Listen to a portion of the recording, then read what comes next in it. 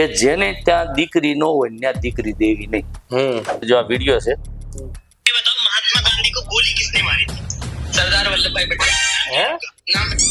સરદાર સાહેબ સાથે જે અન્યાય થયો એવી રીતે આપણા ભાવનગરમાં 1815 ભારત દેશને પ્રથમ વખત દઈ દેનાર કૃષ્ણકુમાર સિંહજી સાથે એ વાતમાં હું ખાસ કહેવાનું છું કે જેટલા સરદાર સાહેબને હું માનું એટલા જ કૃષ્ણકુમાર સિંહજીને માનું છું। કોરોનાની અંદર તમને મને બધાને ખબર છે કે માણસને જીવવા માટે શું જોઈએ? એક 500 રૂપિયાનો બરમોડો અને 500 નું ટી શર્ટ। વીર વલ્લભ વિનૂત અને શિર નમુ સરદાર, આઝાદી આપતો ગયો એ કણબી તણો રે કુમાર। સરદાર સાહેબની અનેકવિધ વાતો આપણે સાંભળી છે। લોકો કહેતા આવ્યા છે કે સરદાર ના હોત તો આ દેશ આઝાદ જ ના થયો હોત। 1950 સરદાર આપણને સૌને છોડીને ગયા પછી ઘણા બધા એવા ઓછા લોકો વધ્યા છે કે જે સરદારને પ્રેમ કરે છે, સરદારને જાણે છે, એના સિદ્ધાંતોનું પાલન કરે છે। એવા જ એક વ્યક્તિ આપણી વચ્ચે આજે ઉપસ્થિત છે, સરદાર પ્રેમી ગોપાલભાઈ ચમારડી, એટલે કે ગોપાલભાઈ વસ્ત્રપરા, જેને આપણે સૌ જાણીએ છીએ। લ્યો સાંભળો વાતના પ્લેટફોર્મ ઉપર ગોપાલ દાદા, તમારું હાર્દિક સ્વાગત છે। તમારો ખૂબ ખૂબ આભાર કે તમે અમારા પ્લેટફોર્મ ઉપર આવ્યા। થેન્ક યુ દાદા, ઘણા બધા લોકો છે કે આપણે અવારનવાર સાંભળતા આવીએ છીએ કે સરદાર આમ, સરદાર છે, સરદાર વડાપ્રધાન હોત તો આમ કર્યું હોત, ખરેખર આઝાદી વખતે જો સરદારને યોગ્ય મોકો મળ્યો હોત તો આમ કર્યું હોત, પણ આ ખાલી વાતોમાં જ છે। ખરેખર સરદારને માનવા વાળા, સરદારના સિદ્ધાંતોને માનવા વાળા લોકો બહુ ઓછા વધ્યા છે।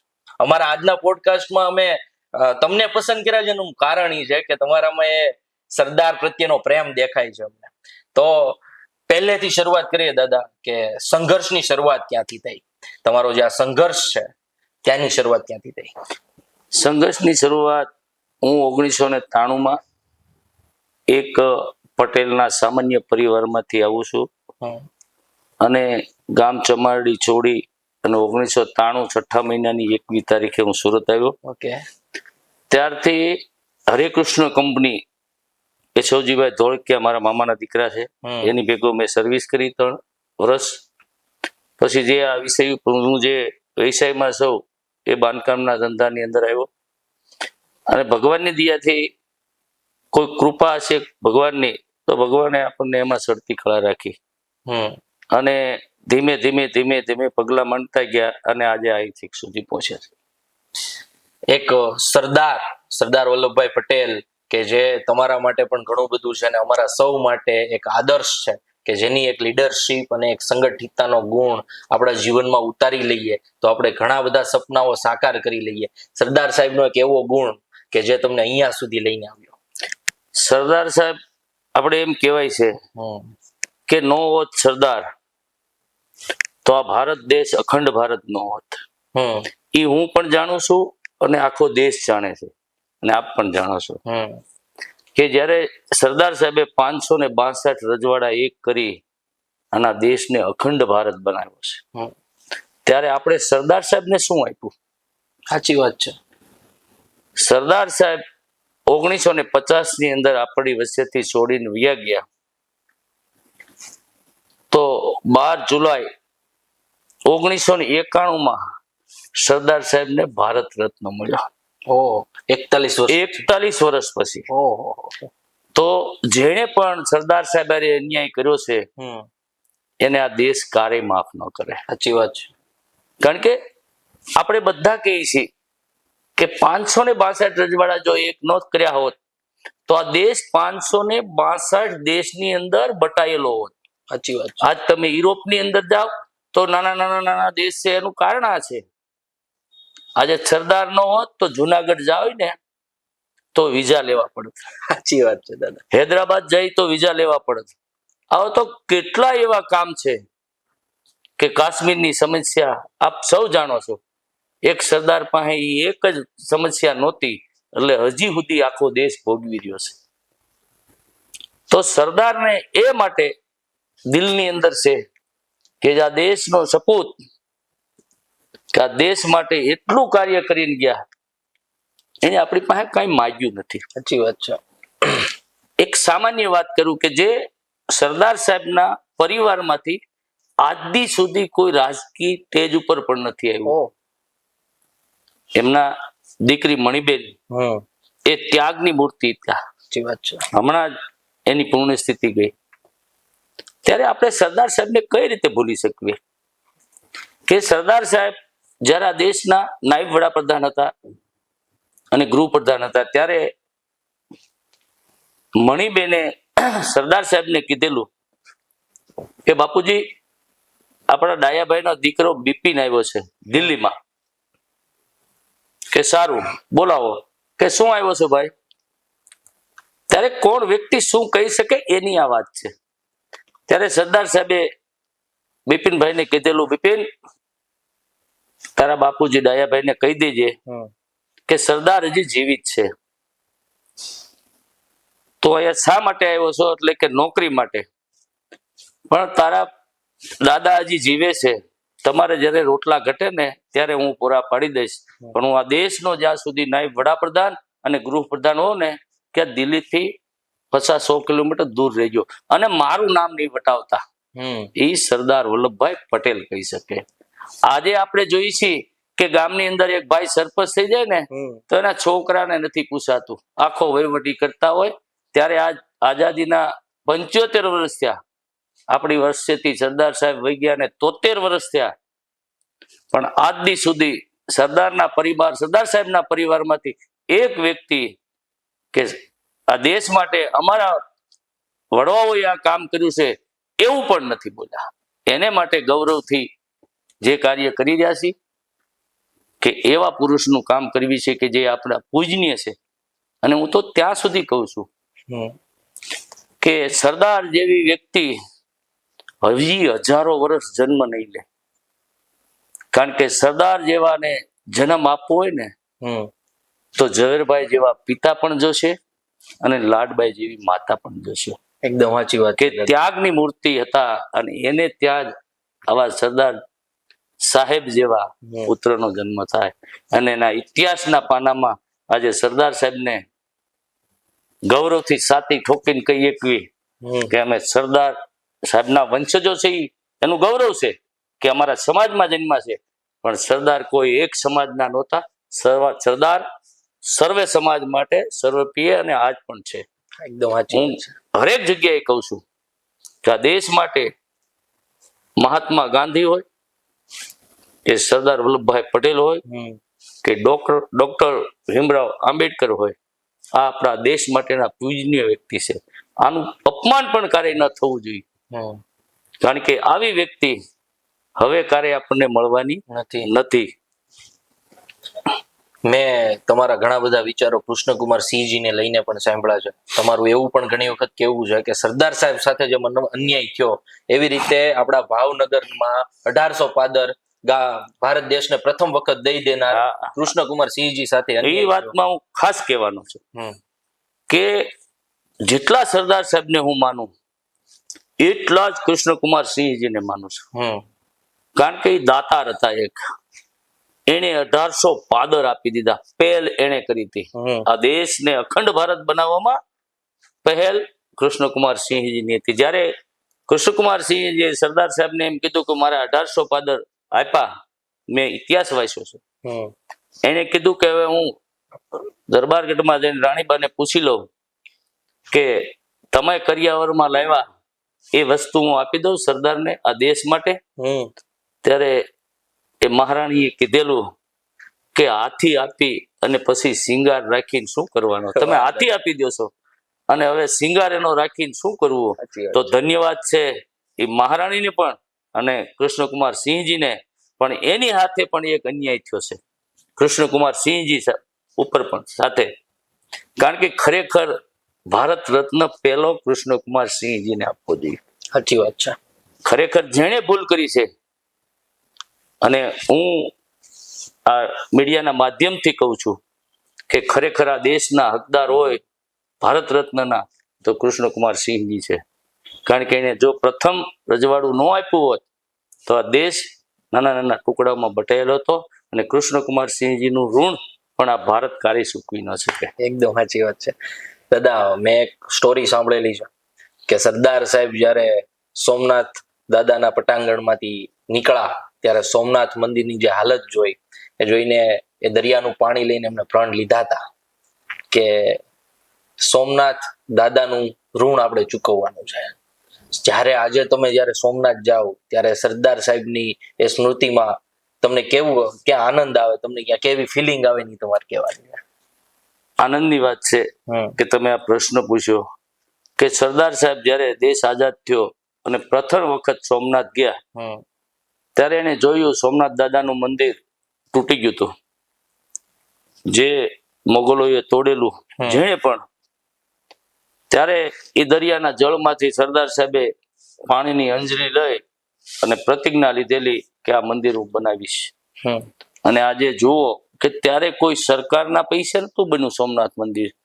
સરદાર સાહેબની વિચારધારા અને દેશના તેદી રાજા મહારાજાઓએ અને દેશના ધની લોકોએ એ સોમનાથ બનાવવા માટે પૈસા આપેલા. ત્યારે દેશના વડાપ્રધાન જે હતા તે એને 1 રૂપિયો પણ નહોતો આપ્યો. અને આપણા પ્રથમ રાષ્ટ્રપતિ રાજેન્દ્ર એ મંદિરની જીર્ણોદ્ધાર કરેલી એ પણ મેં સાંભળ્યું છે. પણ જ્યારે દેશ જ્યારે ભૂલી રહ્યો હોય કે આવા યોગ પુરુષોને, ત્યારે તમારી મારી બંનેની જવાબદારી છે અને દેશવાસીઓની પણ જવાબદારી છે કે આવા પુરુષ બીજી વાર જન્મ નહીં લે. એટલે ખરેખર આને જીવિત રાખવા હોય તો ચાલો સૌ સાથે મળી અને એક એવી જોત જગાવી કે આખા ભારત દેશની અંદર કે સરદાર સાહેબ શું હતા. અને આજથી 75 વર્ષ પહેલા અંગ્રેજો અહીંથી વયા ગયા છે. એવી જોત જલાવી કે હજી અંગ્રેજો કારે એમ મનમાં એમ થતું હોય કે ચાલો ભારત દેશ માથે કબજો કરવી, ત્યારે એને ખબર પડવી જોઈએ કે હજી સરદાર ગાંધી, ભગતસિંહ, સુભાષચંદ્ર બોઝ, ડોક્ટર બાબા સાહેબ આંબેડકર અહીંયા જીવિત છે. કારે ભૂલ ન કરે એ માટે આવા યોગ પુરુષને કાયમ માટે આપણે યાદ રાખવા જોઈએ. દાદા, તમે અમને પ્રિય શું કામ છો ખબર છે? તમારા દ્વારા જે કાર્ય કરવામાં આવે છે ને, તમે એક સંકલ્પ કર્યો છે કે સરદાર સાહેબની મૂર્તિનું અનાવરણ ગુજરાતના તમામ ગામોમાં કરવું છે. તમારા દ્વારા જેટલી જગ્યાએ અનાવરણ કરવામાં આવ્યું છે ને, એ જોઈને અમારી છાતી ગદગદ ફૂલે છે કે આજે સરદાર ની પ્રતિમાનું અનાવરણ ગામે ગામે થઈ રહ્યું છે. આ એક વિચાર છે ને બહુ મોટો છે અને બહુ ઓછા લોકોને આવે છે. તમને આ વિચાર ક્યાંથી આવ્યો, તમને આની પ્રેરણા ક્યાંથી મળી, એ તમે કહો. હું જયારે સરદાર સાહેબની 147મી જન્મ જયંતિ હતી અને ત્યારે મારા 58 વર્ષ પૂરા થયેલા. અચ્છા. ત્યારે મેં એવો સંકલ્પ લીધેલો કે 58 ગામની અંદર સરદાર સાહેબની પ્રતિમા મેકું. ઓકે. અને એ મેં ડિક્લેર કરી દીધું કે 58 ગામમાં મેકવું છે. એ જયારે સંકલ્પ લીધો પછી વિચાર આવ્યા કે મેં આ દેશ માટે શું કર્યું છે. મેં તો કઈ કર્યું નથી, પણ જે વ્યક્તિની આપણે પ્રતિમા મેકવી છે એના 147 વર્ષ થાય છે.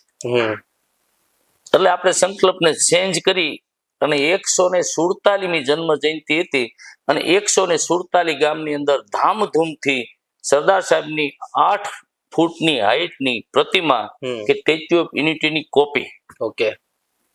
ગૌરવની વાત છે બહુ કે આ દેશના વડાપ્રધાન નરેન્દ્રભાઈને ખૂબ ખૂબ અભિનંદન છે કે 182 મીટરની સરદાર સાહેબની પ્રતિમા કેવડિયામાં મેકી અને આ દેશનું ગૌરવ વધાર્યું છે અને સરદારનું ગૌરવ વધાર્યું છે. ત્યારે આનંદ આપણને એ થાય કે જે લોકો કેવડિયા સરદાર સાહેબની પ્રતિમાના દર્શન કરવા ન જઈ શકે એમ હોય અને એના ગામની પાદરની અંદર સ્ટેચ્યુ ઓફ યુનિટી રૂપે સરદાર સાહેબની પ્રતિમા હોય અને એના દર્શન કરી લે તો કેવડિયા કોલોની તરત યાદ આવે. એ માટેનો આ સંકલ્પ હતો. એમાં પણ વચ્ચે એ 147ની જન્મ જયંતિ ભવ્યથી ભવ્ય અમે ઉજવી છે અને સોશિયલ મીડિયાના માધ્યમથી ગામો ગામ એવી પ્રેરણા અમને મળી. અમે ત્યારે એવું વિચાર્યા હતા કે 147મી જન્મ જયંતિ છે સરદાર સાહેબના દીકરા ડાયાભાઈ, એમના દીકરા ગૌતમભાઈ, એમને એક દીકરો કેદાર છે આજે અમેરિકામાં છે. અમે ભરતભાઈ એક છે કરમચંદ ની અંદર અને સરદાર સાહેબના ભાઈના દીકરા છે બિપિનભાઈ, એના કોન્ટેક્ટ કર્યો અને અમે એવું વિચાર્યું કે કેદારભાઈ ને બોલાવી આપણે અમેરિકાથી અને એના હાથે 147 ગામથી એક સાથે લાઈવ છમાડી મારું જે ફાર્મ છે ને ત્યાં કરીને એ કાર્ય અનાવરણ કરાવી. ઓકે. ત્યારે 2022 ની ચૂંટણી આવી ગઈ. એ અનુસંધાનમાં એ સ્ટેજ ઉપર આવ્યા ને રાજકીય કાર્યક્રમ થઈ જતો હતો એટલે એ કાર્યક્રમ બંધ થયો. ત્યાર પછી જીવનમાં એક સ્કૂલના બાળકનો એક વિડીયો મારી પાસે આવ્યો, કદાચ છે ને હું તમને બતાવું. આ વધારાનો સંકલ્પ આપણે 5000 સ્ટેચ્યુનો લેવાનું કારણ એ હતું કે જે વ્યક્તિ આ દેશ માટે આટલું કામ કર્યું છે, જો આ વિડીયો છે, ये बताओ महात्मा गांधी को गोली किसने मारी थी? सरदार वल्लभ भाई पटेल। नाम अच्छा ये बताइए, जय जवान जय કે જો આ દેશની ભાવિ પેઢીને સરદાર શું હતા એ ખબર નથી અને એ એમ બોલે છે કે મહાત્મા ગાંધીને ગોળી કોણે મારી હતી કે સરદાર વલ્લભભાઈ પટેલે. તો જે વ્યક્તિ આ દેશ માટે બલિદાન આપી દીધું છે, આ દેશ માટે કાંઈ માંગ્યું નથી, એવી વ્યક્તિને ગાંધીજીના હત્યારે ઘોષિત થશે. આગળની પેઢી તો આજ સમજવાની આવું કારણ કે એને સુધી આપણે સરદાર વિશે કે ગાંધી વિશે કે ડોક્ટર ભીમરાવ આંબેડકર વિશે કે ભગતસિંહ હોય, સુભાષચંદ્ર બોઝ વિશે આપણા બાળકોને ભણાવવામાં નથી આવ્યું. ત્યારે આપણે એવો સંકલ્પ લીધેલો કે ભારતના 5000 ગામમાં, ગુજરાતની બહાર પણ આપણે સ્ટેચ્યુ આપીએ છીએ, મધ્યપ્રદેશમાં, તો 5000 ગામની અંદર આવનારી સરદાર સાહેબની 2025 ની અંદર સરદાર સાહેબના 150 વર્ષ થાય છે. તો 150 વર્ષની ઉજવણી કરવા માટે 5000 ગામની અંદર 2 વર્ષની અંદર પ્રતિમા મેકી એનું અનાવરણ કરવાનું અને સ્કૂલ, કોલેજ અથવા સારા ગામના સોરાયા પર કે જ્યાં સરદાર સાહેબની ગરિમા જળવાઈ રહે, સરદાર સાહેબની વાતનું જ્યાં જતન થાય અને નાના નાના ભૂલકાઓને ખ્યાલ આવે કે આ સરદાર સાહેબ કોણ હતા. કારણ કે આ એક પ્રયત્ન મારા એકથી નહીં થાય, જેટલી સંસ્થાઓ સરદાર સાહેબને નામથી ચાલી રહેશે એ બધાને પણ મારું એક આહવાન છે કે આવનારી 2025માં સરદાર સાહેબના 150 વર્ષની 150મી જન્મ જયંતિ આવી રહી છે, ત્યારે આખો ભારત દેશ એક સરદારમય બની અને એવો મેસેજ આપે કે હજી સરદાર આ દેશમાં જીવિત છે.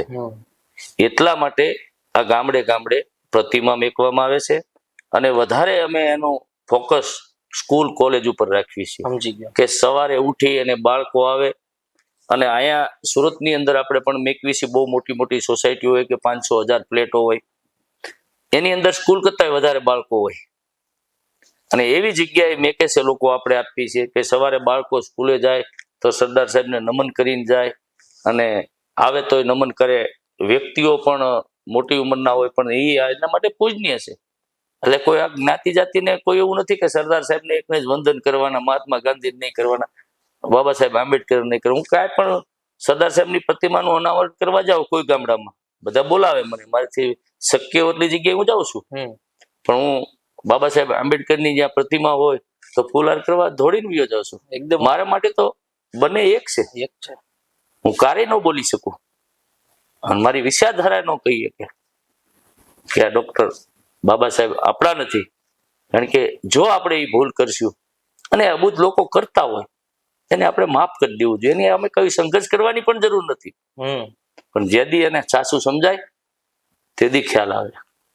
આ એક જ્ઞાતિ જાતિને જોડવા વાળી વ્યક્તિ હતી અને એને આપણે જ્ઞાતિમાં બાંટી દઈશું.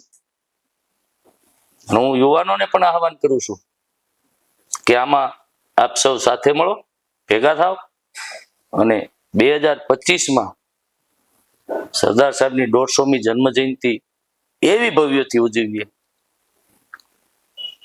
કે આજ આપણને એમ લાગે ત્યારે કે આ દેશ આજ આઝાદ થયો છે. એકદમ સાચી વાત છે. અને આ વ્યક્તિ ન હોત તો આપણી સ્થિતિ શું હોત. એટલે ચાલો સૌ સાથે મળી આ કાર્ય કરવી, એટલી હું સૌને પાસે આશા રાખું છું.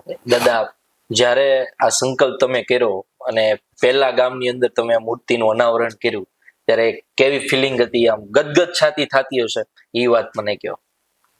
પહેલું અનાવરણ તો મારા ગામથી જ મેં કર્યું. અચ્છા. અને મારા ફાર્મ ઉપર, મારા ફાધરમાં પેલી મેકી, પછી મારા ફાર્મે મેકી.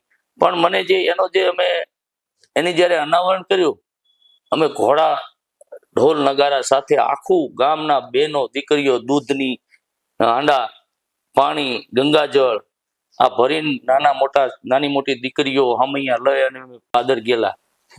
અને લગભગ અમે એને 200-500 લીટર દૂધથી નવારી. અને એ એક વિડીયો છે, તમે જોવો. અને નાચગાન સાથે તેથી મારા જીવનની અંદર એમ થયું કે આ હું કાર્ય કરી રહ્યો છું એ ખોટી વાત છે. આ દેશ આના માટે ઝઝૂમી રહ્યો છે. ચાણક્યએ કીધું છે કે શરૂઆત તમારે કરવી પડશે. તમે કોઈની વાટે ન બેહો. કારણ કે જો તમે કહો કે હવે આપણે નહીં, બીજા ભાઈ કરશે, તો એ કાર્ય શક્ય નથી. એટલે હું તો ખાલી બાના રૂપી અને શરૂઆત કરી છે. સરદાર સાહેબને બિરદાવવા માટે તો મારી જેવા વ્યક્તિ તો બહુ નાના પડે. હું કાંઈ એવો વક્તા નથી, એવો કવિ નથી, પણ હું સરદાર સાહેબનો એટલો પ્રેમી છું કે મારા જીવનની અંદર કે હું એમ કહું સરદાર ન હોત તો ગોપાલ છમાડી ન હોત. કારણ કે હજી ઘણાને ખબર નથી. આપણા ભાઈઓ હોય, જો ખેતી કરતા હોય, કોઈ પણ સમાજના હોય, કે એને ખબર નથી કે આ સરદારના પ્રતાપે તમારી પાસે ખેતી છે. સાચી વાત છે. નકર તમારે કોઈની જરૂર ન પડે. અત્યારે જે તમે ગોત્યા કરો છો ને, મારે ભાગ્યા જોઈ છે, આપણે હતા જ. હું કહું છું ઘણાને કે નો હોત સરદાર તો આપણે ભાગ્યની જરૂર ન પડત. આ જમીન કાંઈ તમારી નહોતી, તો રાજા મહારાજાની હતી. આ સરદારની દેન અને રાજા મહારાજાનું ઉદારતા ને કારણે તમને મળી છે. કૃષ્ણકુમાર સિંહ જેવા હોય કે ભાગવતજી જેવા ગોંડલના મહારાજા હોય, હજારો રાજાઓ, એની દેન છે કે આપી દીધું. આજે આપણા ભાઈને એક શાહ જમીન નથી આપતા. એની હાથું માથા તોડી નાખી છે અને 1800 પાદર આપી દીધા. તો ગૌરવ બેનને બંને બાજુ લેવાનું છે. સરદારની વાતને માન્યતા આપી અને રાજ આપી દીધા, અને સરદારે એ વાતની શરૂઆત કરી. ત્યારે સરદારને લીધે તમારી પાસે વાવે એની જમીન ને રે એના ઘર, એ દેન સરદારની છે. અને બીજી એક વ્યક્તિ મારા માટે પૂજનીય છે કે હું ગોપાલમાંથી ગોપાલ ચમાડી બન્યો હોય તો એ કેશુભાઈ સવદાસભાઈ પટેલ છે. કે એને 8 કિલોમીટરનો કાયદો કાઢી આ જે લાલીઓ દેખાય છે ને, પટેલ સમાજ કે જે લોકો ખેતી હારે સંકળાયેલા છે ને, એને મોઢા ઉપર જે લાલી દેખાય છે ને, એ કેશુભાઈ સવદાસભાઈ પટેલની છે. કે 8 કિલોમીટરનો કાયદો કાઢી આજે ગમે ત્યાં ગુજરાતની અંદર ગમે ત્યાં જમીન લઈ અને 2 પૈસા કમાવી અને ઓડી અને મર્સિડી લઈ અને પોતાના ચાર્ટર પ્લેન લઈને ફરે છે. એ કેશુભાઈની દેન છે. એને પણ કાર્ય ન ભૂલવી. સાચી વાત. કારણ કે જે વ્યક્તિ આ દેશ માટે કઈ કાર્ય કર્યું છે, હું તમને કહું કે બહુ મોટી ભૂલ છે. ભાવનગરની મને ખબર છે, હું ભાવનગરના ઘણા લોકોની હારે કોન્ટેક્ટમાં છું. કે ભાવનગરની દુકાનની અંદર જાઓ ને તો કૃષ્ણકુમારસિંહ મહારાજનો ફોટો ભગવાનની હારે રાખે. સાચી વાત છે. મેં ખૂબ ખૂબ અભિનંદન કહેવાય કે આજ પણ એના રાજાને હજી રાજા તરીકે નહીં, ભગવાન તરીકે સ્વીકારે છે. ત્યારે હરેક વ્યક્તિના ઘરની અંદર, મંદિરની અંદર એક સરદાર સાહેબની આવી નાની પ્રતિમા હોવી જોઈએ. કારણ કે આ સરદારને લીધે હું જે ખાતો પીતો છું અને લીલો પીળો થઈને વ્હાઈટ કપડાં પહેરીને ફરું છું ને, એની દેન સરદાર વલ્લભભાઈ પટેલ છે. તમે મને કીધું હતું દાદા કે હરેક યુવાનના ફોન બધા સ્માર્ટફોન જ છે. હા, તો એ બધાના ફોનના વોલપેપરમાં સરદાર સાહેબ હોવા જોઈએ. આજે અમે એક સંકલ્પ કરીએ છીએ કે અમે જેટલા યુવાનો છીએ, અમારા સંપર્કમાં જેટલા યુવાનો છે, બધાને હું એક વિનંતી કરીશ કે જો તમે સરદાર સાહેબને માનતા હોય, સરદાર સાહેબના વિચારોને માનતા હોય, તો વોલપેપરમાં બીજા કોઈ ફોટા હોય કે ન હોય, સરદાર સાહેબનો હોવો જોઈએ. તમે ફોન ખોલો ત્યારે તમને યાદ આવી જોઈએ હરેક વાત કે સરદાર કોણ હતા, આ વ્યક્તિએ શું કર્યું હતું. સાચી વાત છે. એ માટે ફોટો રાખવાનો. બીજી કોઈ વિચારધારા આપણી નથી કે જ્યારે તમારા આમ ફોન ખોલો, તમારું વોટ્સઅપ ખોલો અને સરદાર સાહેબનો ફોટો દેખાય ત્યારે તમને એક ફિલિંગ થાય, વિચારો કોણ છે, એના વિચારો તમારી વેવ આવશે. કેવા વિચાર દાદા? કે આ માણસ હાથમાં લાકડી ન લીધી ગાંધીજી કે સરદારે, ધોકો લીધા વગર અંગ્રેજોને ભગાડી મૂક્યા, બધું એક કરીને અખંડ ભારત બનાવ્યું. એના વિચારો તમારામાં આવી જાય તો બહુ ઠીક. દાદા સંયમ કેવો? હા, સંયમ એવો હતો એમનો. અને એ જયારે અમે વોલપેપર ખોલશું ને, હા. જયારે ફોન ખોલશું ને ત્યારે ખરેખર અમને એક વિચાર આવશે, ઘરની વાત ઘરમાં રાખો, ભાઈ ભાઈ ભેગા રહ્યો. રહ્યો. ઈ તમને જે વિચારો જે પ્રેરણા આપશે ને એ બીજું કોઈ નહીં આપે, એવું મારું માનવું છે. કાળજુ સિંહ નું રાખો, હા. ઘરની વાત ઘરમાં રાખો. એ સરદારનો એક સૂત્ર હતું, પણ એ આપણે નથી પાળી શકતા. અને ખરેખર હવે તમારે યુવાનોએ, કારણ કે ગઈ પેઢી એ એટલી બધી એજ્યુકેશન નહોતું એની પાસે, એટલે એને ખબર નથી. જેના વડવાઓ કોઈ ભણેલા હતા એ સ્વતંત્ર સેનાની. મારા દાદા પણ સ્વતંત્ર સેનાની હતા, નરસિંહ દાદા. હા, અમારે પેન્શન પણ આવતું હતું. સમજી ગયું. ત્યારે એમને 5 દીકરા હતા. એને ક્યારે દેશ માટે કે સરદાર માટે ક્યારે વાત જ ન કરી શક્યા. કારણ એનું કારણ એ હતું કે એ અભણ હતા, ભણ્યા નહોતા, એટલે ન કરી શક્યા. અને એની અમે ત્રીજી પેઢી કે હું તો આજે મને એનું બ્લડ હતું ને, એટલે જે સ્વતંત્ર સેનાની હતા મારા દાદા નરસિંહ દાદા, તો એનું બ્લડ અમારામાં આવ્યું હોય, લોહીમાં આવે એમ. લોહીમાં આવે. એ માટે આ કાર્ય થઈ રહ્યું છે, કે એમ ન થાય. ગોપાલભાઈનું બાળપણ કેવું રહ્યું, અને બાળપણમાં પહેલી વાર એમને સરદારમાંથી પ્રેરણા ક્યારે મળી? જીવનમાં છે ને આવી પ્રેરણા હું કાયમ લીધા કરતો, કે કોણ વ્યક્તિને હું એને પૂજનીય માનતો. જીવનમાં નાનપણથી માનતો, પણ ત્યારે આપણી પાસે એવું કંઈ હતું નહીં. કારણ કે મહત્વનું આ દુનિયામાં શું છે કે પૈસો જ, કે પૈસા વગર કાંઈ થતું નથી. એટલે બાળપણ તો એવું કે હું મારા જીવનમાં કહું, મારા ફેમિલીને કહું કે જીવનની અંદર છે ને હું જે જીવો છું ને 3 યુગ જીવો છું. એટલી ગરીબી જોઈ છે, અને એટલી અમીરી જોઈ છે, અને એટલું મધ્યમમાં પણ જીવી ગયો છું. પણ મને ક્યારે ગરીબીને પણ ડર નહોતો, અમીરીનો ક્યારે એટલો બધો હરખ નહોતો, અને મધ્યમમાં જીવું છું. એનું કારણ એ છે કે એનું બેલેન્સ કરવા માટે. કારણ કે હું બહુ મને લગભગ મારા 5-6 વર્ષની ઉંમરે મને પહેલી વાર સ્કૂલમાં બેહાર્યો ને, 7 વર્ષની ઉંમરે, એ મને યાદ છે કયા કલરના ટીકડા લઈને મારા ફાધર આવ્યા હતા. ગુલાબી કલરના પટ્ટાવાળા ટીકડાની એક થેલી લઈ અને મને સ્કૂલે મેં વાવેલા. 4 ધોરણ ભણેલો, પણ કોઈ મને પૂછે કે તમે કેટલું ભણ્યા, એટલે હું એમ કહું MBA કર્યું. એનો અર્થ MBA એટલે મને બધું આવડે. ઓકે. એટલે જીવનમાં ભણતર જરૂરી છે. આજ ઘણો પસ્તાવો થાય, પણ એટલી બધી જરૂરિયાત નથી કે તમે પછી બીજું બધું ભૂલી જાઓ. તમે તમારી તમારા જાતને ભૂલી જાઓ, તમારા પરિવારને ભૂલી જાઓ, તમારા સગા સંબંધીને ભૂલી જાઓ, તમારા દેશને પણ ભૂલી જાઓ. એટલું બધું ભણવાની જરૂર નથી. ભણતરમાં તો સમજી લ્યો કે આ જરૂર છે મારે એક CA ની, તો એને પગારદાર રાખી લેવાય. એને માટે CA નું ભણવા નીકળાય નહીં. વકીલની જરૂર છે તો વકીલાત ન કરે, અને વકીલ રાખી લેવાય. એટલે ઘણા બાળકોને હું કહું કે આટલું કરવાનું. મારા દીકરાનો દીકરો નાનો શિવ છે, એને હું ઘરે કહેતા કે આજ ભણવા મોકલી દો, આમ ઘરે માથાકૂટ થતી હોય ને કે આને જવા નથી દેતા. મેં એને કીધું 5 વર્ષ સુધી એને ક્યાંય નથી જવા દેવાનું. તમે અત્યારથી એનું જીવન છે ને એક ડરમાં જીવડાવવા શીખવાડશો. સ્કૂલે જાઓ તો શિક્ષક દબડાવશે, ઘરે આવશે તો એની માં ટ્યુશનમાં જાય ત્યાં આ કર. એને 5 વર્ષ સુધી એકદમ રિલેક્સ જીવવા દો, પછી જોવો એનામાં જે ટેલેન્ટ આવે ને એનું તમે આજે બાળપણ તમે છે ને એનું છીનવી લીધું છે. સાચી વાત છે. આમાં આ સરદાર વલ્લભભાઈ પટેલ હોય કે 18 વર્ષના હતા ભણવા મોકલ્યા હતા, તોય બેરિસ્ટર થઈ ગયા હતા. તેથી 7-8 વર્ષે ભણવા મોકલતા હતા. સાચી વાત છે. તોય ઇંગ્લેન્ડ જઈને બેરિસ્ટર થઈને આવ્યા હતા. તો એમાંથી થાય. કારણ કે તમે બાળપણમાં જે ફૂલ ખુલતું હોય અને એની પાંખડીઓને તમે ખેંચવા મળો તો શું પરિણામ આવે?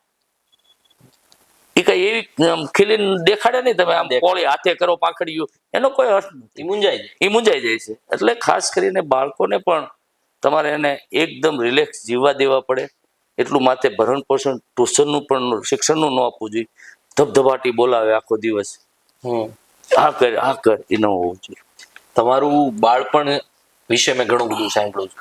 સૌજીભાઈ ઢોળકિયાનો મેં એક વિડીયો જોયો હતો, એમાં એમ કહે છે કે હું ને ગોપાલભાઈ બે બાળપણમાં ભેગા રહીમાં. હા, તો એ તો મામા ફોઈના છે એટલે ભેગા રમતા હોય. એવો એકાદો પ્રસંગ અમને કયો. એવો પ્રસંગમાં તો ઘણા એવા પ્રસંગ છે. મારા જીવનનો એક પ્રસંગ મને બહુ યાદ છે મહત્વનો, કે અમે નાના હતા ને ત્યારે દરજી આવે ઘરે કપડાં સીવવા, એટલે કાપડ લઈએ, ખાદીનું કાપડ આવે, પાણકોરું કહેતા એને. એમાંથી આપણે ખેતીવાડીમાં જોતા પસેડી સલાખા એમાંથી બને, અને આપણા કપડા એમાંથી બને. એટલે દરજી અમારે એક સંધુભાઈ દરજી હતા, એમ હામું જોઈ લે એટલે કે હાલ તારું સિવાય જાય, એમનો માપ લઈ લે. એમના માપ તો કારણ પટ્ટીનો જ માપી. મને યાદ છે કે ઈ પેરણ બનાવતા 3 બટનનું, અને એને છે ને ઈ બટન ટાંક્યા વગરનું તૂટી જતું હતું. સમજી ગયા.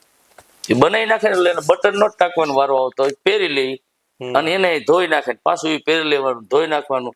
ઈ પરિસ્થિતિ જોઈ છે. એટલે આજે ઘણી વાર કોઈ માણસ દુઃખી હોય, એને કઈ હેલ્પ કરવાની ઈચ્છા થતી હોય, એનું કારણ લગ્ન કરવાના છે કે દવાખાનું આવ્યું છે, તો આપણને દિલની અંદર એમ થાય ખરેખર જે મારી સ્થિતિ હતી આજથી 50 વર્ષ પહેલા એવી સ્થિતિમાં જીવે છે, તો આપણને ભગવાને દીધું છે, તો ખરેખર એને હેલ્પ કરવી જોઈએ. તમારા આ જ વિચારને કારણે તમે 1000 દીકરીઓના લગ્ન કરાવ્યા છે. એ સમૂહ લગ્નનો વિચાર કેવી રીતે આવ્યો, અને આ 1000 દીકરીઓ સુધી તમે પહોંચ્યા ને એમના લગ્ન કરાવ્યા, એટલે 1000 ઘર તમે સાયરા, તો એ વિચાર ક્યાંથી આવ્યો? મને છે ને દીકરી બહુ વાલી, મારે 2 દીકરા 1 દીકરી છે.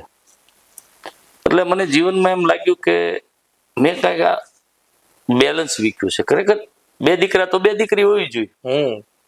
એટલે મને એમ થયું કે ગરીબ માણસની દીકરી પરણાવી અને એક કન્યાદાન રૂપી એક પુણ્ય કમાવી. મારી 1 દીકરી છે, એમના લગ્ન મેં સુરતની અંદર શીતલ ડાયમંડ વાળા ભીમજીભાઈના દીકરા વડે કર્યા. તો મને જીવનમાં એમ હતું કે મારી પાસે જે સંપત્તિ છે ને એના 3 ભાગ પાડવાના, કે 1 ભાગ દીકરીનો, 1 ભાગ છોકરાનો, એક બેયના 1 ભાગ, એટલે 3 ભાગે સરખું બાંટી દેવા. દીકરા દીકરીનો આપણે કઈ ભેદ માનતા નથી, પણ એ લોકો પાસે એટલી સંપત્તિ છે એને એ કઈ જોતું નથી, અને દો તો લે એમ નથી, કારણ કે ભગવાનની એને દિયા છે. તો મેં કીધું આને શું કરવું, તો એના માટે પછી એક બાવાજીની દીકરી, પીપળવા ગામના, લાઠીપાણાનું પીપળવા ગામ છે, બાવાજીની દીકરી.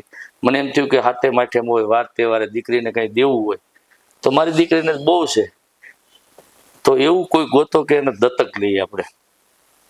એક દક્ષા કરીને દીકરી બાવાજીની, એને માં નથી, બાપ નથી, કુટુંબમાં પણ કોઈ, ખાલી દાદીમાં છે. એ દીકરીને આપણે દત્તક લીધી અને એને સમૂહ લગ્નની અંદર એના ભવ્યથી ભવ્ય લગ્ન કર્યા.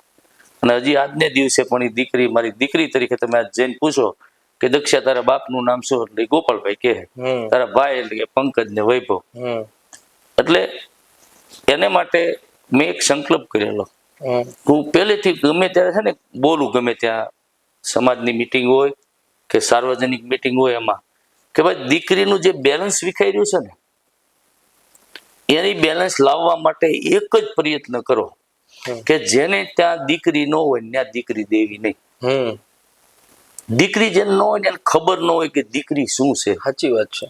કારણ કે તમારે ત્યાં કોઈ દીકરી આવે અને તમે કોઈ દે દીકરી તરીકે સ્વીકારો નહીં, તમે એને વહુ તરીકે સ્વીકારો. તમારે જો દીકરી હોય તો તમને ખબર પડે કે ત્યાં ગઈને એને કેટલી તકલીફ પડે છે. એટલે જેને ત્યાં દીકરી ન હોય ત્યાં દીકરી ન દેવી, મારો પેલો એક સૂત્ર છે. એ ઘણા નથી માનતા, પણ આજ નહીં પણ હજી 25 વર્ષ પછી એને માનવું પડશે, કારણ કે તમારા વાંઢા રખડશે ક્યાં જાઓ. તમે અત્યારે એક જ પકડી લીધું છે, એક સંતાન. તો તમે કેમ એવું ન પકડ્યું કે પેલી દીકરી થઈ તો પછી બીજું સંતાન શું કામ કરો છો? તમે પાપ જ કરો છો. પછી એમ કહો છો કે અમારે ત્યાં કોઈ દીકરી દેતો નથી, શું કરવા દે દીકરી? તમારે ત્યાં દેવાની જ ન હોય. એકદમ સાચી વાત છે. દેવી જ ન જોઈએ. અને હું તમને પણ કહું છું બાળકો કે તમે યાદ રાખજો કે તમારે ત્યાં દીકરી દીકરો હોવા જ જોઈએ, ફરજિયાત, તો જ તમે બેલેન્સ નહીં વીખો. સાચી વાત છે. એટલે ઈ પ્રેરણાથી મને પહેલથી હું ગમે ત્યારે બેટી બચાવનાની કાર્યક્રમની અંદર ભાગ લેતો હોઉં, કેવા સૂત્રો મેકતો હોઉં. એટલે દીકરીઓ પરણાવીને મેં એક મેસેજ આપવા માટે કે હું છાતી ઠોકીને ગૌરવથી કહી શકું કે હું 1000 દીકરીનો બાપ છું. વાહ. અને દીકરી પરણાવ્યા પછી આજે પણ અમે એને વર્ષે એક લેટર લખીને પૂછવી છે એના મા બાપને દીકરીના કે દીકરીના સાસરિયામાં, કે મારી દીકરી ત્યાં સુખી છે. અને મારી દીકરીને પણ કહે છે કે તારે પણ તારા સાસુ સસરાને મા બાપ તરીકે રાખવાની તારી ફરજ છે. તને કઈ તકલીફ હોય તો અમને જાણ કરજે. એવા કોઈક પ્રશ્નો બન્યા હતા અને અમે જૈન નિવાડો કરેલો છે કે આજ પરણાવી દીધી અને છોડી દીધું એવું નથી. આજે પણ એની જરૂરિયાત હોય, ગમે ત્યાં મળી જાય રસ્તામાં, આપણે તો ઓળખતા ન હોય, આવીને એમ કે દાદા હું તમારે ત્યાં પરણી હતી, તમારી દીકરી, આપણને આનંદ થાય. છોકરા મળે કે હું તમારો જમાઈ છું. 1000 દીકરાઓ મળે, ગમીને કોક ને કોક તો ભટકાતો, આપણે તો ઓલા સાધુ ગળે ફરતારામ થઈ ગયા છે, તો કે હું તમારો જમાઈ છું, એટલે આપણે પૂછવું પડે કેટલામાં સમૂહ લગ્નમાં તું હતો. એટલે આનંદની વાત છે, અને એ આપણે ગૌરવથી કહીએ કે હું 1000 દીકરીનો બાપ છું, કે આ દેશની અંદર જેણે દીકરીનું દાન કર્યું છે ને એને ઇન્દ્ર પદવી મળી છે. તો આ દીકરીના પ્રતાપે જ અત્યારે જે મને કઈ પ્રાપ્ત થયું છે ને, થાતું આવે છે ને, એ એના આશીર્વાદથી છે. સમજી ગયો. હું મારું એક એક્સિડન્ટ થયેલું વર્ષથી પહેલા, ત્યારે હજારો લોકોએ એવું કીધેલું કે જે મારી ગાડી ભટકાણી અને જે ગાડીનો ભૂકો આખી ઇનોવા 8 એરબેગ નીકળી ગઈ, અને ત્યારે હજારો માણસે મારા કાનમાં એવું કીધેલું છે આ એક દીકરીના કોકના પુણ્યથી તું બસી ગયો છો. અને મને પણ ખ્યાલ છે કે મેં ક્યાંક નાની એવી ભૂલ કરી છે એટલે મારું એક્સિડન્ટ થયું, પણ મને બસાવ્યો હોય તો મારી કોઈ દીકરીએ બસાવ્યો, કારણ એના મા બાપના આશીર્વાદથી હું બચ્યો છું. એમાં કોઈ બસે જ નહીં. એવી પરિસ્થિતિમાં મારું એક્સિડન્ટ થયેલું. ભગવાનની દયાથી રાતે 12 વાગ્યે 9 વાગ્યે એક્સિડન્ટ થાય, ખાળિયામાં ગાડી વહી જાય, જેની યારે હું ફોનમાં લાવ્યો હોય એ જ માણસ સામેથી આવતો હોય. એટલે હું કહું, હું ડ્રાઈવરને બોલ્યો એ મર્યા કે ઓલો કે કાકા તમે જ ફોનમાં જે ઈ ભાળે મને, હું જાઉં આમ ટી રોડ ઉપર. એટલે ભગવાનની કૃપા કહેવાય ને કે ખાડામાં પીડ્યા સવાર સુધી મરી જાય, એની મિનિટે બહાર કાઢીને લઈ ગયા આપણને. એટલે એ કાંઈ સારા કાર્ય કર્યા હતા એ માટે. દાદા, જયારે તમારો એક્સિડન્ટ થયું ને એ પછી મેં એક વિડીયો જોયો હતો, ખરેખર મને બહુ ગમ્યો કે તમારી એવી હાલત હતી, તમે વ્હીલચેર ઉપર હતા છતાં તમે મતદાન દેવા. એ તો મતદાન કરવું એ તો મોટો અધિકાર છે, કારણ કે આજ પણ અત્યારે ચૂંટણીનો પર્વ ચાલી રહ્યો, સારું કર્યું આપણે પૂછ્યું. ખરેખર તમારો મત ની કોઈ તુલના ન થાય, એની કિંમત કોઈ નો આંકી. ભલે કોઈ 5000 માં કે 500 રૂપિયામાં કે એક નાના સેમ્પલિયામાં તમારી પાસે ફો લાવીને લઈ જાય, એ તમે એની આંકી નો એકો, પણ તમારો મત પડ્યો નો રહેવો જોઈએ. તમે જે તમને ગમતા હોય એને આપો, તમારી વિચારધારા, તમને એમ લાગતું આ દેશનું સારું કરશે, આ દેશનું જે માણસ ભલું કરી રહ્યો છે એવી પાર્ટીને આપો, કે આ દેશને લૂંટી ખાવાના, મારી ખાવાના કે બરબાદ કરવાના હોય એવાને તમારે ન દેવો જોઈએ. દેશનું જે ભલું કરી આપ સૌ જાણો છો કોણ કરી રહ્યું છે, એટલે હું એમાં નામ પણ ન લઈ શકું અત્યારે, પણ કહેવાનો અર્થ એમ છે કે દેશનું સારું થતું હોય તો એક તો મતદાન વધારે મતદાન કરવું જોઈએ, અને કોઈ મત પડ્યો ન રહે એ તમારી મારી બધાની જવાબદારી. કારણ કે તમારા બાજુમાં કોઈ સૂતો હોય ને એને આળા ન કરતો હોય તો તમારે જગાડવાની ફરજ છે કે હાલ ભાઈ મતદાન બૂથ સુધી તો લઈ જવો જ જોઈએ, એ ખાસ જરૂરી છે. જીવનમાં મધ્યમ વર્ગીય પરિવારમાંથી આવતા ગોપાલભાઈ ચમારડી, એમનો ટર્નિંગ પોઈન્ટ ક્યાંથી આવ્યો કે જ્યાંથી તેઓ ઉત્તરોત્તર પ્રગતિ કરતા રહ્યા? ટર્નિંગ પોઈન્ટ તો ચમાડી છોડ્યું 93માં અને સુરત આવ્યો, ત્યાંથી ટર્નિંગ પોઈન્ટ. એક મહત્વનો ટર્નિંગ પોઈન્ટ એ છે કે જયારે હું હરિકૃષ્ણની અંદર 1994-95માં નોકરી કરું, અને અમારા ગામની અંદર એક શિવ મંદિર છે, લહેરગીરી બાપુની જગ્યા. એ મંદિર બને અને એનું કળશ ચડાવવાનો વારો આવ્યો. કળશ એટલે ઉપર શિખર આવે, શિખર બંધ મોટું મંદિર છે. ત્યારે એક રાત્રે સડાવો હાલતો 1995માં. તો ત્યારે એસટીડી ફોન નતા, આ ફોન કોઈ હતા નહીં. એટલે હું ડોક્ટરના મકાનમાં એક પતરાવાળી રૂમમાં ભાડે રહું અંબિકામાં, અને મોટાભાઈનો ફોન આવ્યો ને એસટીડીમાં કે આપણે મંદિરનો અત્યારે સડાવો હાલે છે, ફલાણા દાદા ને 2 હામાં 31,000 પૂગ્યા છે. હું 8,000 નો પગારદાર હરિકૃષ્ણમાં. વળક મારો ક્યાંથી આવ્યો ને હું તમને કહી દઉં, ગોપાલમાંથી ગોપાલ ચમાડી કેમ બન્યો ને એ કહી દો. એ 8,000 નો પગારદાર ને એનો ફોન આવ્યો કે 31,000 સડાવો પૂગ્યો છે, ઈંડું સડાવો, એને ઈંડું કહેવાય, મંદિરનું માથેનું શિખર ને ઈંડું કહેવાય. એટલે મેં ફોર્મમાં આવીને ડેરા બાપાનું હું એટલો માનું, બહુ મહાન સંત થઈ ગયેલા છે, સમાધિ મંદિર છે. તો મેં કીધું આપણે 51,000 કહી દે. એટલે એ તો ધોડીને તરત જઈને કીધું કે આપણે 51,000. એટલે ગામ ખુશ થઈ ગયું, અને એ મંદિરની કળશ ચડાવ્યું પછી 400 મહિના વર્ષથી પછી, અને એની પ્રતિષ્ઠામાં હું ગયો. અને ચમાડી ગામ છે ને એ ચમાડી કોઈ પૂછો ને તો એક સોગઠ ચમાડી કહેવાતું અને એક આ લહેરગીરી બાપુનું ચમાડી કહેવાતું. એટલે ઈ મંદિર માથે જે મેં કળશ ચડાવ્યું ને ત્યાંથી બાપાએ મારી માથે ઈ કળશ ચડાવ્યું અને મારી પાછળ ગોપાલની પાછળ ચમાડી નામ આપ્યું હોય તો લહેરગીરી બાપુ. અચ્છા, ઓકે. ચમાડીમાંથી ગોપાલ ચમાડી બન્યો તો એ બાપાના પ્રતાપે. સમજી ગયો. અને ત્યાંથી મારો એક વળક, તરત મેં થોડા ટાઈમમાં નોકરી છોડી દીધી 4-6 મહિના વરસદીમાં અને હું આ જમીનની વ્યવસાયમાં આવ્યો અને આજ દી સુધી અત્યારે તો હું હાવ ફ્રી છું. આ સમાજ સેવા જ કરું છું, નવું સોશિયલ કામ કરું છું. હું કઈ કામ કરતો નથી બીજું મારા ફેમિલી માટે, પૈસા માટે. મારે બંને દીકરા છે એ બધું સંભાળે છે. પણ આજ દી સુધીમાં હું મારે રાત દિવસ હું ગમે ત્યાં રખડ્યો, મને માથું પણ દુખ્યું નથી, કાંટો પણ વાગ્યો નથી. એ એના પ્રતાપે. અને એ મોટો વળખ છે. અને સાધુ સંતોને તો હું એટલા માનું કે તમે જુનાગઢ જાઓ, પાળિયાદ જાઓ, ખતાધાર જાઓ, વીરપુર જાઓ, ગમે ત્યાં જાઓ, એ આપણા પૂજનીય છે. અને આપણે જાય તો આપણો રસ્તો થાય છે. દ્વારકા હોય તો ત્યાં અમે એક આંખની હોસ્પિટલ ચલાવી છે, રામબાપુ કરીને હતા. હું 10 વર્ષ હતા તો રામા ચેરિટેબલ ટ્રસ્ટનો પ્રમુખ છું. આજે હજારો લોકોના ફ્રીમાં મોતિયાના ઓપરેશન દ્વારકા કોઈ જાઓ ત્યારે રામા ચેરિટેબલ ટ્રસ્ટ હોમગાર્ડ ચોક જાજો. બાપુ ધામમાં વહી ગયા અને 6-7 વર્ષ થયા. આજે પણ અહીંયા કેમેરાથી, લાઈવ કેમેરાથી હોસ્પિટલ ચલાવી છે. સમજી ગયો. એ એક ભગવાને કંઈ દીધું છે તો પરત કરવાની ભાવના છે.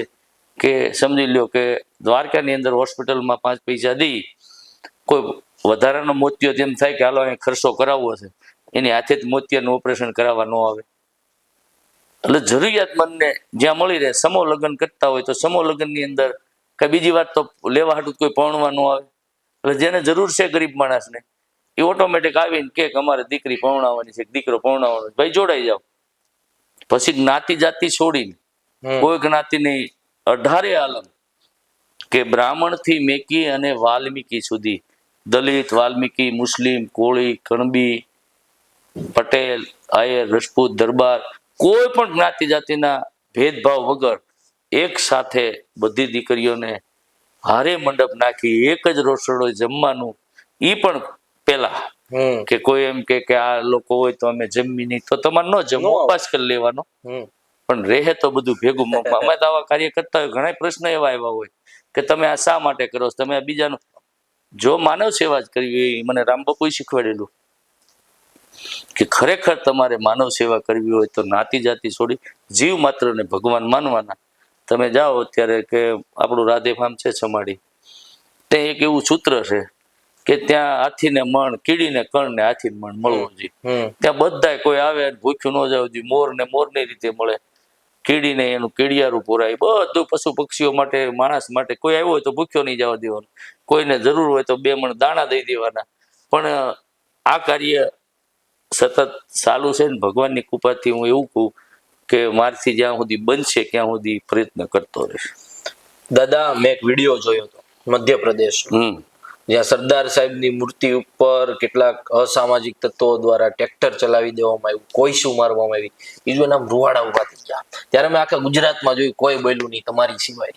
તમે કીધું કે આ સાખી લેવામાં નહીં આવે.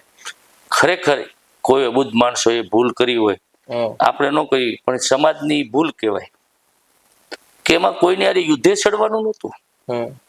એ સમય એવો હતો કે સમાજની આગેવાની લઈને જે લોકો બેઠા છે એને એટલું તો કહેવું જોઈએ ને કે આ સરદારનું અપમાન છે, આ દેશનું અપમાન છે. સરદારનું અપમાન એ કોઈ એક પટેલ સમાજનું નથી, આ ભારત દેશના રત્નનું અપમાન છે. ત્યારે એમાં બધાએ આગળ આવવું જોઈએ. પણ મને ખ્યાલ છે ક્યાં સુધી કોઈ નથી બોલી શક્યા. એનો અર્થ શું છે એ આપ તો જાણો છો, દુઃખ થાય, આપ બધા જાણો છો કે કેમ બોલી નથી શક્યા. આગળ કઈ બીજું હોય તો આગળ રોડે નીકળશે. પણ જેને તમારા પૂજનીય છે અને જેને આ દેશને અખંડ ભારત બનાવ્યો છે એને માટે એક શબ્દો તમારી પાસે 2 નો નીકળ્યા. દુઃખ થાય. દાદા, ખોડલધામના તમે ટ્રસ્ટી છો. પાટીદાર સમાજના એકતા અને શક્તિનું ધામ એટલે ખોડલધામ. એમાં 11 કરોડ રૂપિયા આપી અને મંદિરના નિર્માણમાં તમે ઘણું બધું આપ્યું છે. તો સમાજ માટે કંઈક કરવું છે, સમાજ માટે મંદિરનું નિર્માણ કરવું છે, એમાં મારું યોગદાન આપવું છે, એવો વિચાર કેવી રીતે આવ્યો? જ્યારે નરેશભાઈને આ કાર્ય કરતા 2010 થી ત્યારથી હું એની સાથે જોડાયેલો. અને ખોડલધામ છે ને એક મંદિર નથી, ખોડલધામ એક વિચાર છે. એ કાર્ય મટી જવાનો નથી. હવે તે જ્યારે આવું મોટું એક સમાજનું એક સમાજ એક સ્ટેજ ઉપર ભેગો થાય એનું એવું પ્રતીક બનતું હોય ત્યારે મારી તમારી જવાબદારી છે કે ફૂલની પાંખડી આપવી જોઈએ. ત્યારે યથાશક્તિ પ્રમાણે મને જે સમાજ પ્રત્યેની જે મારી લાગણી આજ પણ ગૌરવથી હું કહું છું કે જે સમાજમાં જન્મો એ સમાજનું મને ગૌરવ છે, પણ બીજા સમાજને હું ક્યારેય તિરસ્કારવા માંગતો નથી, કારણ કે બધા મારા સમાજના છે. હું ઘણીવાર વાત કરું કે મારે જીવનમાં સમાજ માટે કામ કરવું છે. સમાજ એટલે ખાલી પટેલ સમાજ નહીં, જ્ઞાતિ જાતિ છોડી બધા સર્વ સમાજને સાથે લઈ અને કામ કરવાનું. ત્યારે મારા સમાજનું જે કાર્ય થતું હોય એમાં તો હું ક્યાંથી પાછળ રહું. અને એ હેતુથી ખોડલધામની અંદર આપણે આગળ આવી અને ઘણા સેવાના કાર્ય કરી રહ્યા છે અને કરવી છે. આનંદની વાત એ છે, હું 2 વર્ષ પહેલા આપણે જોયું છે કે હું પગપાળા ખોડલધામ હાલીને ગયો હતો. તો માનતા મારી હતી, મારે એક નહીં જવાનું હતું. મારા 5-10 મિત્રો આવે તો મારી અરે 5000 માણસ હાલતા થાય ને, મેં જોયું છે. એ મને તઈ ખબર પડી કે જે મેં વાવ્યું છે ને એ આજ ઉગ્યું. સાચી વાત છે. એટલે વાવીને વળતે દી વાટ જોવો ને, આજ વાવી દો ને કે વળતે દી એમાં કોટો કાઢે ને પાછો કેરી આવી જાય, એ વાત નહીં જોતા કોઈ. વાવો, વર્ષો લાગે આંબો મોટો થતા અને પછી એમાં ફળ આવે ને પછી પાકે તે ખવાય. એટલે હજી હું એમ કહું છું કે મારું વાવેલું છે ને એટલું બધું પરિપક્વ નથી થયું, એટલે હું વાવવાના પ્રયત્ન ચાલુ રાખું છું. કદાચ છે ને ઈ ફળ મને ખાવા ન મળે તો મારા સંતાનોને મળે, એના દીકરાઓને પણ મળે, એ આશાથી હું સમાજનું કામ કરી રહ્યો છું. અને સર્વ સમાજનું એ માટે કે માણસ નામ એનો નાશ છે, મારે જીવવું છે એવી મને પોતાને એમ છે. ઘણા વર્ષ જીવવું છે, પણ મેં એવો સંકલ્પ કર્યો છે કે મરી ગયા પછી 50 વર્ષ જીવવું છે. એ માટે હું વાવી રહ્યો છું. લોકોના મનમાં જીવવું છે. આજે સરદાર 73 વર્ષે આજે જીવે છે. 5000 વર્ષ પહેલા ભગવાન શ્રી કૃષ્ણ એ આજે જીવિત છે. કેટલા હજારો વર્ષના સંતો વૈયા ગયા જીવિત છે. આપણે હજારો વર્ષની કલ્પના નથી કરતા, પણ 50 વર્ષ તો જીવવું છે. એને માટે પ્રયત્ન કરવી છે કે શું કરવાથી. ભાઈ કોઈ ગાંડો ઘેલો કહે છે કે ગાંડો હતો અમારા ગામમાં, એક મારો મિત્રનો બાપો ગાંડો હતો, એમ કે કોઈ પણ વાત થઈ કે આવું કામ કરતો હતો, કે દીકરીઓ પરણાવતો હતો, કે સરદાર સાહેબને ટેચ્યુ મેકતો હતો, કોઈ પણ કાર્ય હોય આપણને યોગ લાગતું એ કરતા હોય, કે દીકરીઓનું ભણાવવાનું ક્યાંય હાલતું હોય ત્યાં આર્થિક દાન કરવાનું, એ યાદ રહે. એ માટે મર્યા પછી 50 જીવવું છે, એટલે 60 થયા. હવે કદાચ માતાજીની જે ભગવાનની કૃપા એટલું જીવે, પણ મર્યા પછી 50 વર્ષ જીવવાના પ્રયત્ન ભગવાને એ જ કહે છે કે અમને આમનામ હેમખેમ રાખો. એટલે જેટલું સમાજ માટે થાય એટલું કર્યું. મારા પોતા માટે કાંઈ નથી કરવું એ જીવનમાં નક્કી છે, કારણ કે ઘણું કરી લીધું અને હવે એનો વારો છે. જેને માટે મેં પ્રાપ્ત કર્યું છે એને જરૂર પૂરતું એને દો. વધારાનું છે, વધારાનું તો કોઈ પાસે હોય નહીં, પણ એમાંથી હિસ્સો લઈ અને સમાજે આપ્યું છે સમાજને પાછું આપો. કારણ કે આ મારું, કોઈ એમ કહેતો કે આ મારું છે એ વાત ખોટી છે. તો મારી પાસે અત્યારે કાંઈ છે ને, એ તો હું જન્મો ને તે દી મારી પાસે હોવું જોઈએ. તો તે દી આમ ખિસ્સામાં હાથ નાખ્યો એટલે સિલાઈઓ આવતી હતી દોરા. તો મારું હોત તો હું જન્મો તે હોવો જોઈએ. તે દુઃખ કામ બટન ટાંક્યા વગરના શર્ટ તૂટી જતા હતા. મારું જ છે નહીં, આ સમાજે દીધું છે, સમાજને પરત કરવી છે. અને જેને જરૂર છે કે મારા સંતાનો હોય, એને જરૂર હોય તો એને કામ કરવું જ પડશે ને પોતાના માટે, કે બધું હું જ કરીને જવાનો. એટલે હું પણ છોડી એ માટે હું પરમાર્થ માટે કામ કરી રહ્યો છું. ગુજરાતના પૂર્વ મુખ્યમંત્રી કેશુબાપાને તમે બહુ નજીકથી જોયા છે, એમના વિચારોને તમે અનુસર્યા છો, તો એમના 2 વિચારો કે જે ખરેખર અમને યુવાનોને સાંભળવા ગમે. કેશુબાપા છે ને, કેશુબાપુ જેવું કાર્ય જ્યારે કેશુબાપાને યાદ કરીએ ને તો ત્યારે રાજા સગરના દીકરા ભગીરથ યાદ આવે. સમજી ગયો. કે સગર રાજાને 1000 દીકરા હતા અને એક યશ્વનો યજ્ઞ ઋષિના આશ્રમમાં મેખ્યાન ઋષિ અને શ્રાપ દઈ મારી નાખ્યાની ભગીરથ રાજાએ બ્રહ્મલોકની અંદર ગંગાજીને નીચે ઉતારી અને આ પૃથ્વીને પાવન કરી, આ દેશને, આ પૃથ્વીને કે ગંગાને અહીં લાવી, એવું કાર્ય કર્યું હોય ને તો રાજા ભગીરથ પછીનું તો કેશુભાઈ સવદાસભાઈ પટેલે. સમજી ગયો. કે નર્મદાથી કેવડિયાથી લઈ અને કચ્છ સુધી 1000 કિલોમીટર સુધી માં નર્મદાનું પાણી પુગાડ્યું. નર્મદાની કહેવત છે, ગંગામાં સ્નાન કરવાથી તમારા પાપ ધોવાય, પણ નર્મદાની ઉપરથી પસાર થાવ ને તોય તમારા પાપ ધોવાય. સમજી ગયો. એટલે બને ક્યાં સુધી ભરૂચના પુલ ઉપર પસાર થયા કરવું, ભૂલ થતી હોય ને તો થઈ જાય એમ. એટલે ઈ તમારા ઘરને આંગણે જે ભગીરથ કાર્ય કર્યું છે એ કેશુભાઈને દેન છે. એટલે કાર્ય એને ન ભૂલાય. બીજું કેશુભાઈને હું તમને કહું કે કેશુભાઈ આપણા પૂજનીય છે એટલા માટે કે એને જે 9 કિલોમીટરનો કાયદો કાઢી અને જે પણ લાલી અત્યારે દેખાય છે, આ સુરતમાં હોય કે અમદાવાદ, ભાવનગર, રાજકોટ, કે લાલી મુંબઈ હોય કે અમેરિકા પૂગી ગઈ હોય, એ કેશુભાઈની દેન છે. સાચી વાત છે. કારણ કે એને 3000 માં વીઘો જોઈએ એટલી જમીન મળતી હતી, એટલે અત્યારે એના 30 કરોડ થયા. ગામડામાં 500 મળતી હતી, એ એમ જ મળતી હોત. કારણ કે તમે 3 કિલોમીટર આખી જમીન ન લઈ શકે તો આટલું શહેરો પણ વિકસિત ન થયા હોત. કોઈને સુરત, પણ હું તો એમ કહું છું કે બે વાત છે કે ગામડા ભાંગી ગયા તો કારણ એ છે કે લોકો શહેરોમાં આવ્યા. ખરેખર ગામડાની પણ અત્યારે બહુ વિચારવા જેવું તો ઈ છે, ગામડા જેવું કે તમારા ગામને જીવિત રાખવા માટે બધા ગામના લોકોએ પ્રયત્ન કરવા જોઈએ. અને હું તો એમ કહું છું કે સામાન્ય જે માણસ 25,000 30,000 નથી કમાતો એને ખરેખર અહીં ન રહેવાય. બહેનોને પણ મારી વિનંતી છે કે તમે આ મોહ છોડી દો. હજી ગામડાની અંદર રામરાજ છે અને હજી એક દિવસ સમય એનો જમાનો આવવાનો છે. તમે દોરા તોડીને શું સાબિત કરવા માંગો છો?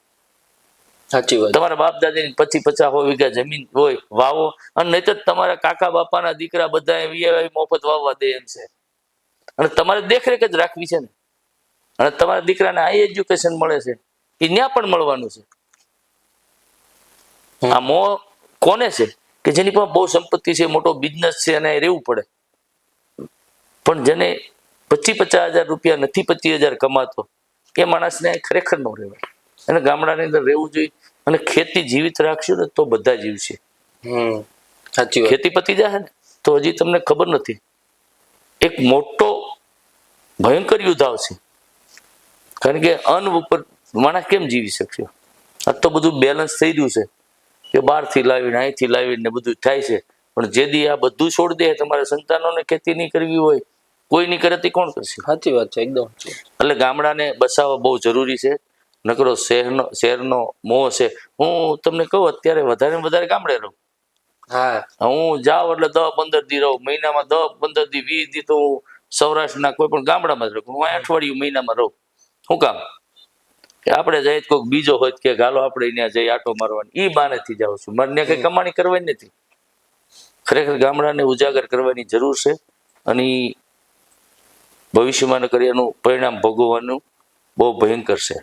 કારણ કે તમારી ખેતીવાડી, તમારી જે કઈ થાવર મિલકત છે ત્યાં છે. આજ તમારી પાસે એક 25 લાખનો ફ્લેટ છે, એમાં 30 લાખની તમે લોન કરી લીધી.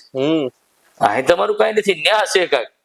એટલે એ હાસવવું જરૂરી છે. સમજી ગયા દાદા.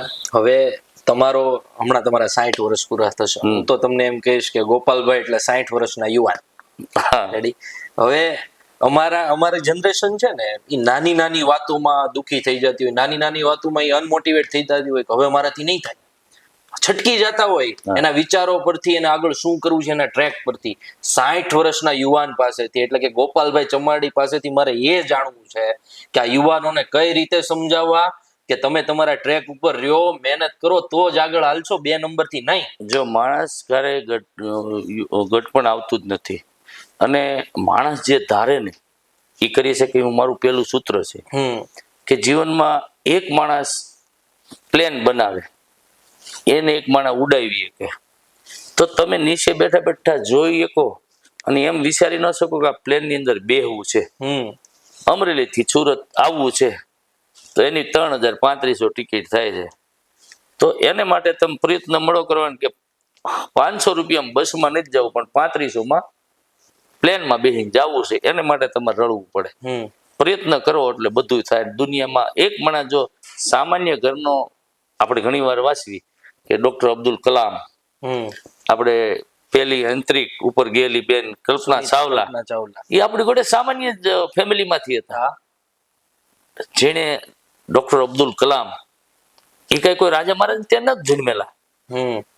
અને જે અત્યારે તમે જો સામાન્ય ઘરની અંદરથી જેને IAS IPS, આપણે એક નાનો સિમ્પલ દાખલો આપણી સામે છે. સામાન્ય ઘરમાંથી જન્મીને એક દેશનો વડાપ્રધાન તરીકે બેઠા છે. સાચી વાત. નરેન્દ્રભાઈ એ સામાન્ય ઘરની જ વ્યક્તિ છે ને. એવા હજારો લાખો દાખલા છે. એટલે માણસ ક્યારે નિરાશ ન થવું, પ્રયત્ન કરતા રહેવાના અને એમાં સફળતા તમને મળે. તમે એમ મેં પેલા જ વાત કરી કે તમે એવી આશા રાખો કે આજે 100 રૂપિયાનું પુણ્ય કરીને આવ્યો છો અને ઘરે જાય કે 1000 રૂપિયાનું મળી જાય, એ આશાથી કરવું નહીં. તરત કઈ થાય નહીં. તમારે પ્રયત્ન કરવા પડે. પણ તમારા વિચાર એવા હોવા જોઈએ સાત્વિક કે તમારે કોઈનું લઈ નથી લેવું, કોઈનું ખાઈ નથી જવું, કોઈનું ખરાબ પણ તમારી મનથી પણ ન થવું જોઈએ. તો જ કુદરત તમારી સામે જો. તમારા વિચાર જ ખરાબ હોય કે અમારો બેટો આમ આજકાલ આમ એવું ન હોવું જોઈએ. તમે ભગવાન પાસે પ્રયત્ન કર્યા કરો કે મહેનત કરો, તમને એનું ફળ મળી જાય. અને યુવાનોને તો ખાસ કે જે એટલી ગતિથી પૈસાવાળા થવા માંગે છે ને, એને હું એક ખાસ વિનંતી કરું છું. એટલી બધી ધીમી લજ્જત જાજો ટાઈમ હાલશે. મોટો ભડકો થાય ને તો ઘડીકમાં ઠરી જાય. સાચી વાત છે. એટલે એવા ક્યારે પ્રયત્ન ન કરવા જોઈએ કે મારે કોઈ કાળે આટલો પૈસાવાળો થઈ જવાનો, આનાથી મોટો થઈ જવાનો.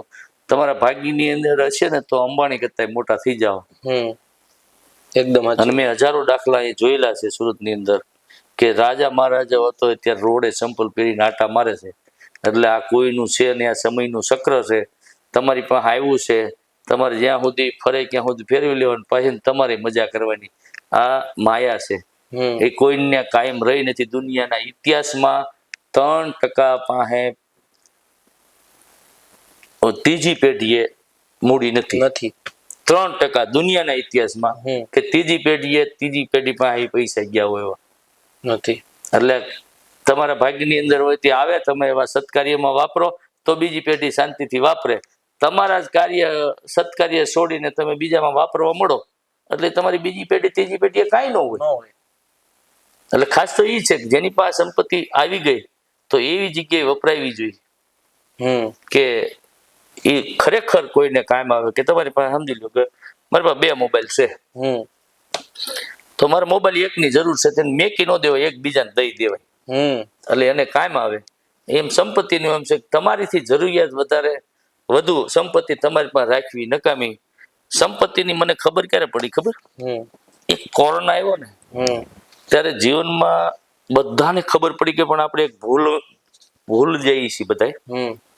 કોરોનાની અંદર તમને મને બધાને ખબર છે કે માણસને જીવવા માટે શું જોઈએ? એક 500 રૂપિયાનો બરમોડો અને 500નું ટી-શર્ટ, એટલે જિંદગી વહી જાય. જોયું ને બધા? હા, જોયું. તમારી પાસે સૂટ પીડ્યા હતા, શેરવાનીઓ પડી હતી, ભારે ભારે શર્ટ હતા, પેન્ટ હતા, બધું મર્સિડીઝ ગાડી હતી. કાંઈ લઈને નીકળવાનું નહીં. સાન મનું ખૂણામાં બેહવું પડ્યું 6 મહિના 8 મહિના એક જ જગ્યાએ બરમોડો પહેરીને. એટલે ઈ એક ભગવાને તમને કડી બતાવી હતી કે આટલી વાર લાગે, તમારે જીવવામાં શું જોઈએ. એટલે ખોટું હાઈવે ન કરવી કે આટલું બધું ભેગું કરી લેવાનું. જેની પાસે પૈસા હતા ને, ગાડીમાં ઠેલા ભર્યા હતા, એને ઓક્સિજન ન મળ્યું, બેડ ન મળ્યો, મરી ગયા.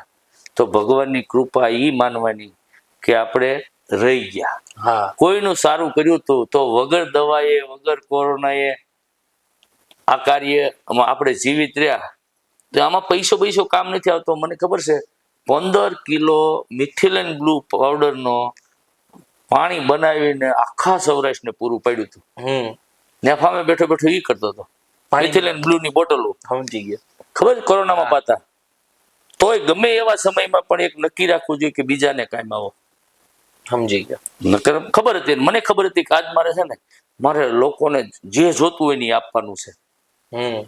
મારા દિલની અંદર એવું હતું કે જે માગે કોઈ એમ કે મારી પાસે વાપરવાના પૈસા નથી, દાણા નથી, આ નથી, બધું આપું. મારી પાસે હોવા છતાં હું કોઈને દઈ નહોતી ગયો. શું કરવા? મારી પાસે હતું એ બધું મિલકતમાં પડ્યું હતું, રોકડા જતો હોય મારી પાસે નહોતા. એટલે કારે વેમ ન રાખો કા આપણું છે એમ. સાચી વાત છે. તમે ભાડો ને ખાઈ નો એક તો શું કામ નો? અહીં ઢગલો પડ્યો છે પણ હાથ તો લાંબો થવો જોઈએ ને. એટલે જીવનમાં આટલું ખાસ નક્કી કરો ને. કોરોના એકદમ શીખવાનું પણ આજ ભૂલી ગયા છે લોકો. એને એકદમ એ જીવવાની કડી હતી કે તમારે શું જોઈએ જીવવા માટે, તો શાંતિથી જીવો, ઘરમાં શું કામ ડખા કરો, જીવો, મજા કરો, જીવો ઓર જીને દો. એવું છે. કાંઈ નહીં દાદા, તમે જે અમારા યુવાનોમાં જે વિચારોનું વાવેતર કર્યું છે, સરદાર સાહેબના જે વિચારો તમે અમને આજે આપ્યા છે, અમને ઘણું બધું શીખવાડ્યું છે. એ ખરેખર ઘણા બધા યુવાનોનું જીવન બદલી શકે એમ છે. તમે ઘણા બધા વિચારો આપ્યા એ બદલ પણ તમારો આભાર. Okay, thank you.